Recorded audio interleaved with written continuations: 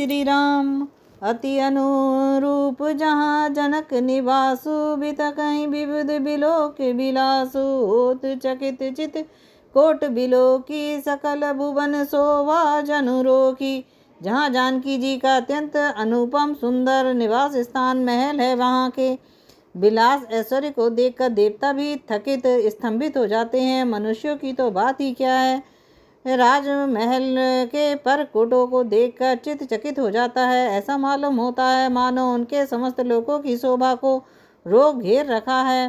धवल धाम मुनि पुरट पट, सुघटि नाना भांति। शिव निवास सुंदर सदन, शोभा किमि कही जाती। उज्ज्वल महलों में अनेक प्रकार के सुंदर रीति से बने हुए मणि जटित सोने की रीजों के पर्दे लगे हैं। सीता जी के रहने के सुंदर महल की शोभा का वर्णन किया ही कैसे जा सकता है।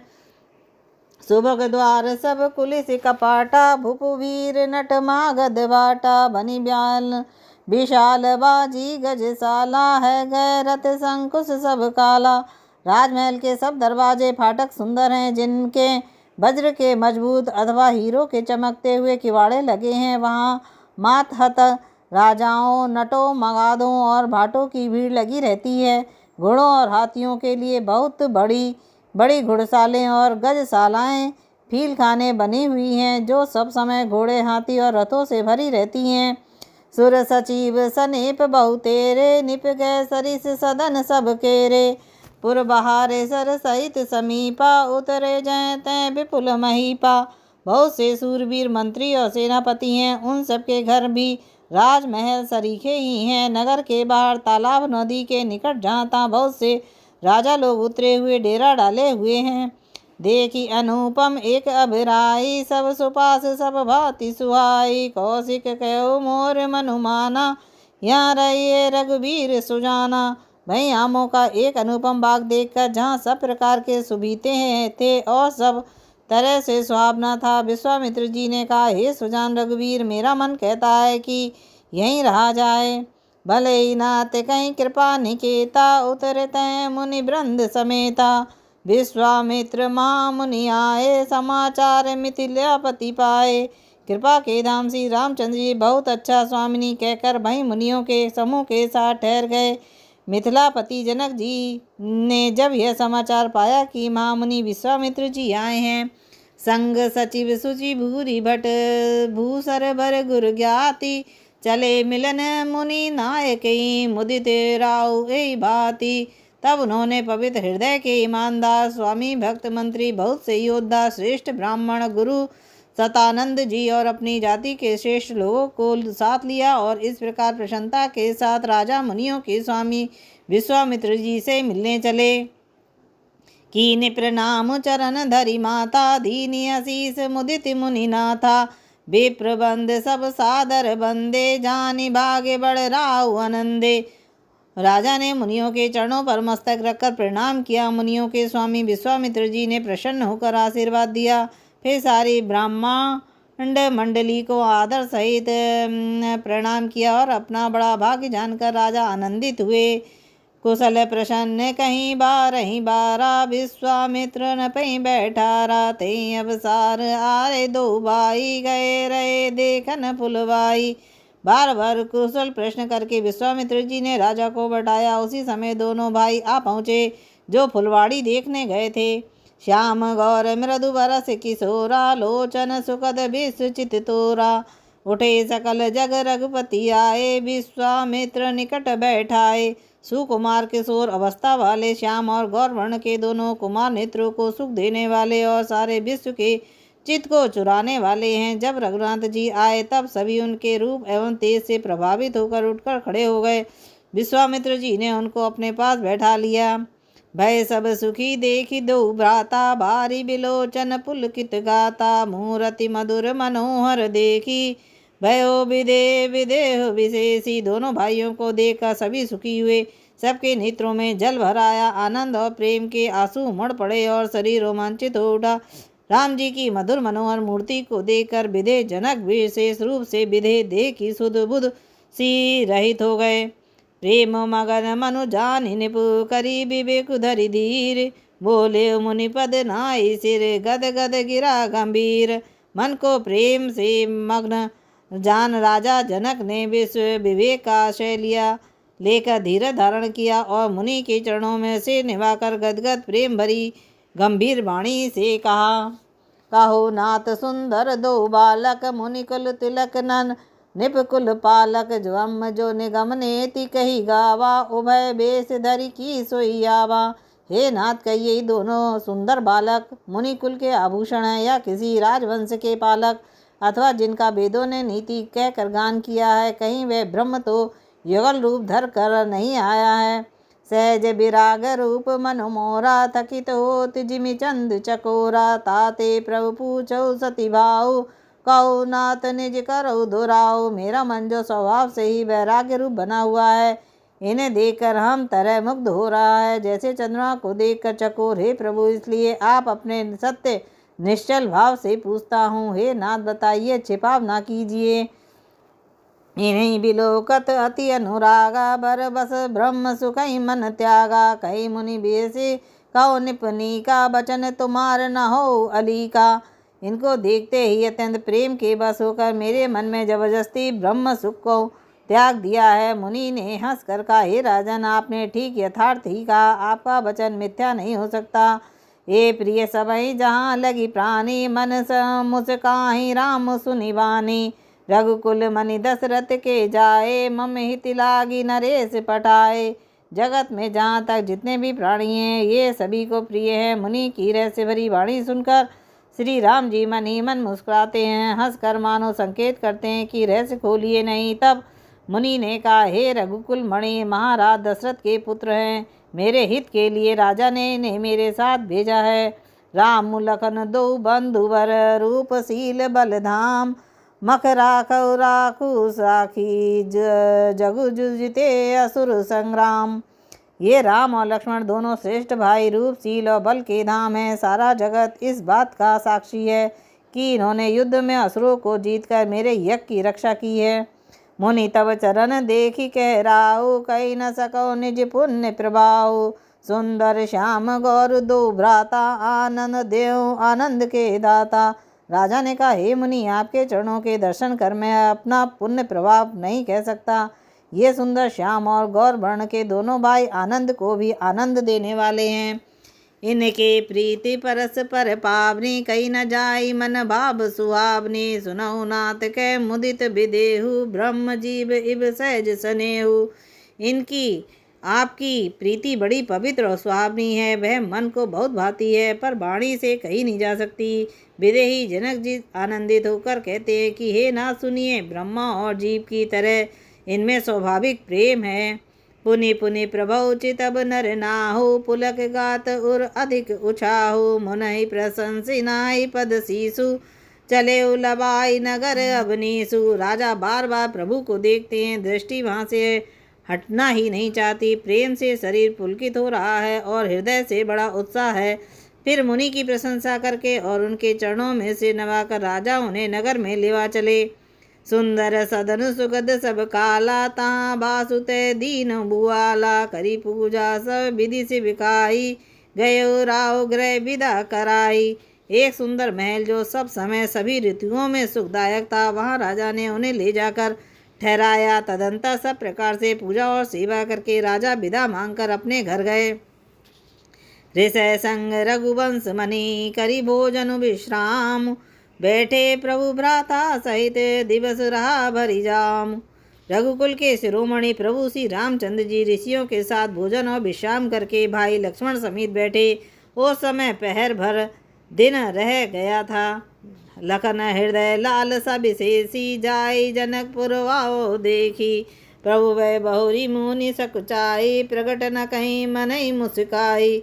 लक्ष्मण जी के हृदय में विशेष लालसा है कि जाकर जनकपुरी देख आवे, परंतु प्रभु श्री रामचंद्र जी का डर है और फिर मुनि से भी सकुचाते हैं, इसलिए प्रकट में कुछ नहीं कह सकते, मन ही मन मुस्कुरा रहे हैं। राम अनुज मन गति जानी, भगत बचलता हृदय हुलिसानी। परम विनीति सकुचि मुस्काई, बोले गुरु अनुशासन पाई। अंतर्यामी श्री रामचंद्र जी ने छोटे भाई के मन की दशा जान ली, तब उनके हृदय में भक्त वात्सल्य उम्र पड़ी वे गुरु की आज्ञा पाकर बहुत ही विनय के साथ सकुचाते हुए मुस्कुरा कर बोले, नाथ लखनपुर देखन चही, प्रभु सकोच डर प्रकट न कही, जो राउर आयऊ मैं पावो, नगर दिखाई तुरत ले आवो। हे नाथ, लक्ष्मण नगर देखना चाहते हैं, किंतु प्रभु आपके डर और संकोच के कारण स्पष्ट नहीं कहते। यदि आपकी आज्ञा पाऊं तो मैं इनको नगर दिखाकर तुरंत ही वापस ले आऊं। सुनि मुनि सिकह बचन सप्रीते, कसन राम तुम राखौ नीति, धर्म सेतु पालक तुम ताता, प्रेम विवश सेवक सुखदाता। यह सुनकर मुनीश्वर विश्वामित्र जी ने प्रेम सहित वचन कहे, हे राम, तुम नीति की रक्षा कैसे ना करोगे। हे ता, तुम धर्म की मर्यादा का पालन करने वाले और प्रेम के वशीभूत होकर सेवकों को सुख देने वाले हो। जाई देखी आबो नगरो, सुख निधान दो भाई, करो सुफल सबके नयन, सुंदर बदन दिखाई। सुख के निधान दोनों भाई जाकर नगर देखाओ, अपने सुंदर मुख दिखाकर सब नगर निवासियों के नेत्रों को सफल करो। मुनि पद कमल बंदी दो भ्राता, चले लोक लोचन सुखदाता, बालक वृंद देखी अति शोभा, लगे संग लोचन मनु लोभा।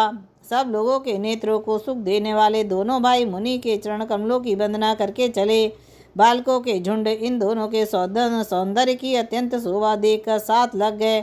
उनके नेत्र और मन इनकी मधुर माधुरी पर लुभा गए। पति वसन पटि कर कटि भाता, चारु चाप सर सोहत हाता, तनु अनुहरत सुचंदन कोरी, श्यामल गात मनोहर जोरी। दोनों भाइयों के पीले रंग के वस्त्र हैं, कमर के पीले दुपट्टों में तरकस बंधे हैं, हाथों में सुंदर धनुष बाण सुशोभित हैं। श्याम और गौर वर्ण के शरीरों के अनुकूल अर्थात जिन पर जिस रंग का चंदन अधिक फबे उस पर उसी रंग के सुंदर चंदन की खौरी लगी है। सांवरे रंग के गौरे रंग की मनोहर जोड़ी है। केरी कंदर बाहु विशाला, उर अति रुचिर नागमणि माला, सुभग सोन सर शरीर लोचन, बदन मयंक ताप तय मोचन। सिंह के समान पुष्ट गर्दन, गले का पिछला भाग है, विशाल भुजाएं हैं, चौड़ी छाती पर अत्यंत सुंदर गज मुक्ता की माला है, सुंदर लाल कमल के समान नेत्र हैं, तीनों तापों से छुड़ाने वाला चंद्रमा के समान मुख है।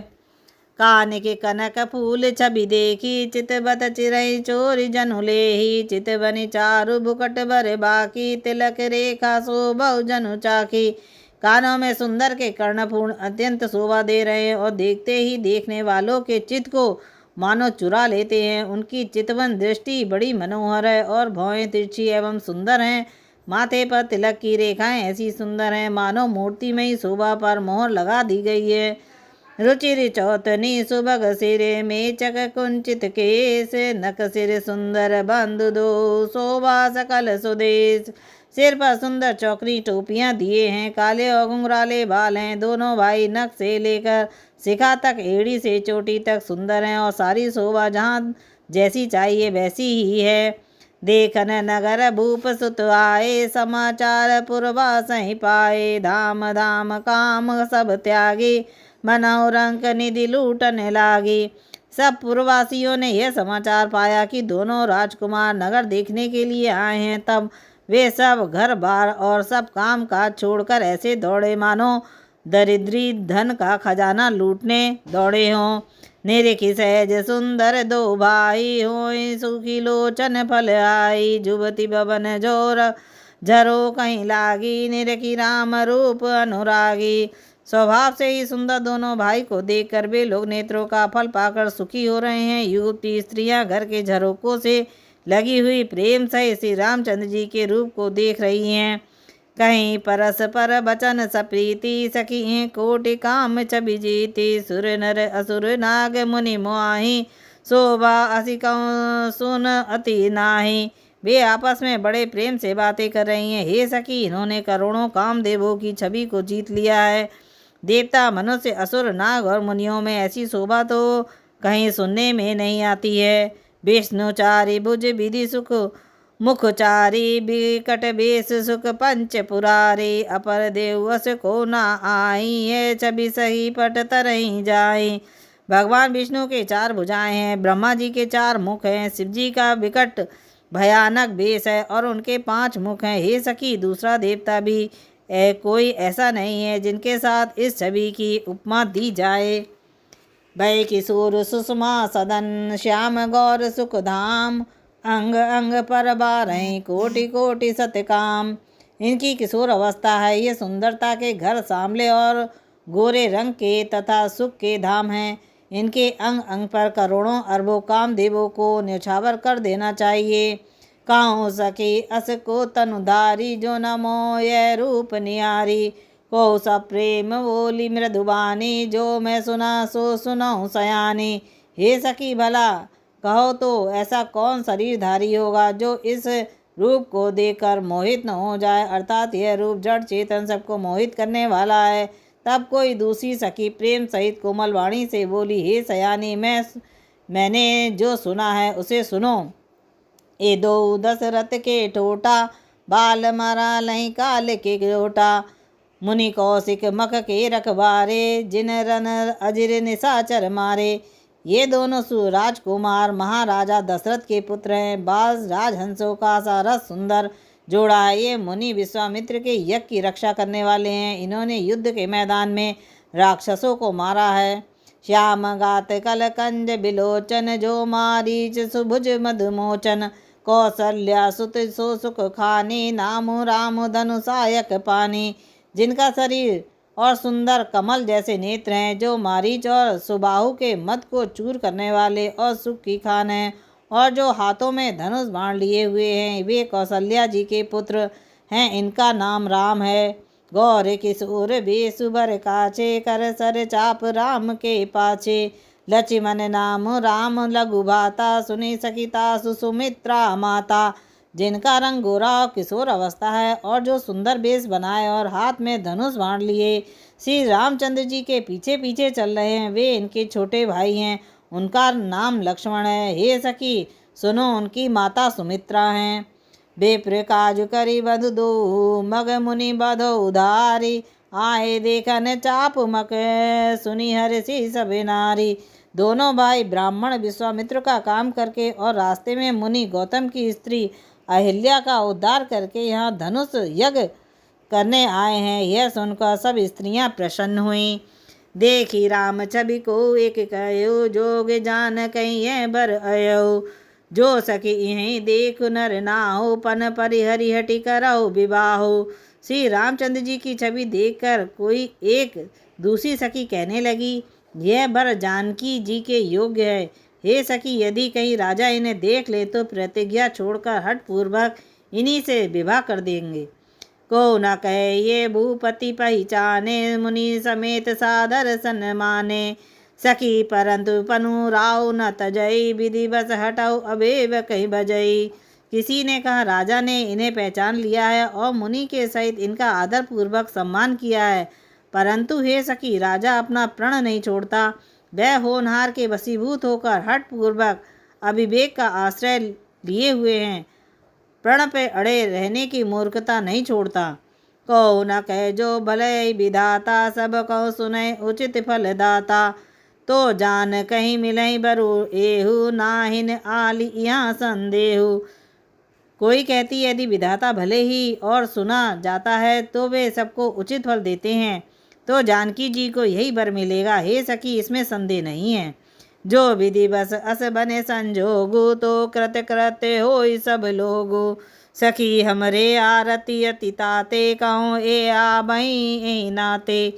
जो देव योग से ऐसा संयोग बन जाए तो हम सब लोग कृतार्थ हो जाएं। हे सखी, मेरे तो इसी से इतनी अधिक आतुरता हो रही है कि इसी नाते कभी ये यहाँ आएंगे।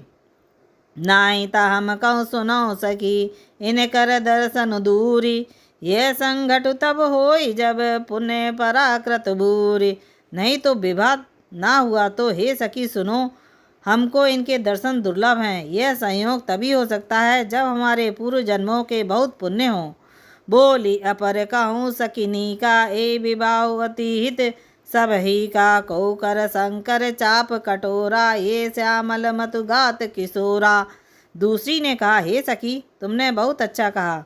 इस विवाह में सभी का परम हित है। किसी ने कहा शंकर जी का धनुष कठोर है और ये सांवले राजकुमार कोमल शरीर के बालक हैं। सब असमंजस कही सयानी, यह सुनी अपर कही मृदुबानी। सखी हैं को अस कहीं, बड़ प्रताप देखत लघुआही।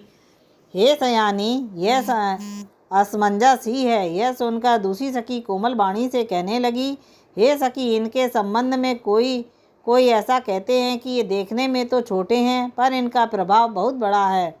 परसि जासु पद पंकज दूरी, तरी अहिल्या कृत अदभूरी। सो की रही बिनु शिव धनु तोरे, ये प्रतीत परिहै ना भोरे। जिनके चरण कमलों की धूलि का स्पर्श पाकर अहिल्या तर गई, जिसने बड़ा भारी पाप किया था, वे क्या शिवजी का धनुष बिना तोड़े रहेंगे? इस विश्वास को भूलकर भी नहीं छोड़ना चाहिए। जय बिचरे रचि शीस सवारी, ते श्यामल बरु रचे बिचारी। तासु बचन सुनी सब हरसानी, ऐसई को कहो मृदुबानी। जिस ब्रह्मा ने सीता को संवार कर बड़ी चतुराई से रचा है, उसी ने विचार कर सांवला बर भी रचा है। उसके ये वचन सुनकर सब हर्षित हुई और कोमल वाणी से कहने लगी, ऐसा ही हो। ये हरे सई बर सई सुमन, सुमकी सुलोचनी वृंद। जाई जहाँ जाऊँ बंधु दो, तय तय परमानंद। सुंदर मुख और सुंदर नेत्रों वाली स्त्रियां समूह की समूह हृदय से हर्षित होकर फूल बरसा रही हैं। जहाँ तहाँ दोनों भाई जाते हैं, वहाँ वहाँ परम आनंद छा जाता है। पूर्व दिशि गे दो भाई, जय धनु मुख हित भूमि बनाई। अति विस्तार चारु गच डारी, विमल वेदिका रुचि संभारी। दोनों भाई नगर के पूर्व ओर गए, जहाँ धनुष यज्ञ के लिए रंग भूमि बनाई गई थी। बहुत लंबा चौड़ा सुंदर ढाला हुआ पक्का आंगन था, जिस पर सुंदर और निर्मल वेदी सजाई गई थी। चौं दिशि कंचन मंच विशाला, रचे जहाँ बैठई महिपाला। ते पाछे समीप चौं पासा, अपर मंच मंडली विलासा। चारों ओर सोने के बड़े बड़े मंच बने थे, जिन पर राजा लोग बैठेंगे। उनके पीछे समीप ही चार और दूसरे मंचों का मंडलाकार घेरा सुशोभित था। कछुक ऊंची सब भांति सुहाई, बैठई नगर लोग जहाँ जाई। तिनके निकट विशाल सुहाए, धवल धाम बहुवरण बनाए। वह कुछ ऊंचा था और सब प्रकार से सुंदर था। जहाँ जाकर नगर के लोग बैठेंगे, उन्हीं के पास विशाल एवं सुंदर सफ़ेद मकान अनेक रंग से बनाए गए थे। जहाँ बैठी देखई सब नारी, जता जोग निज कुल अनुहारी।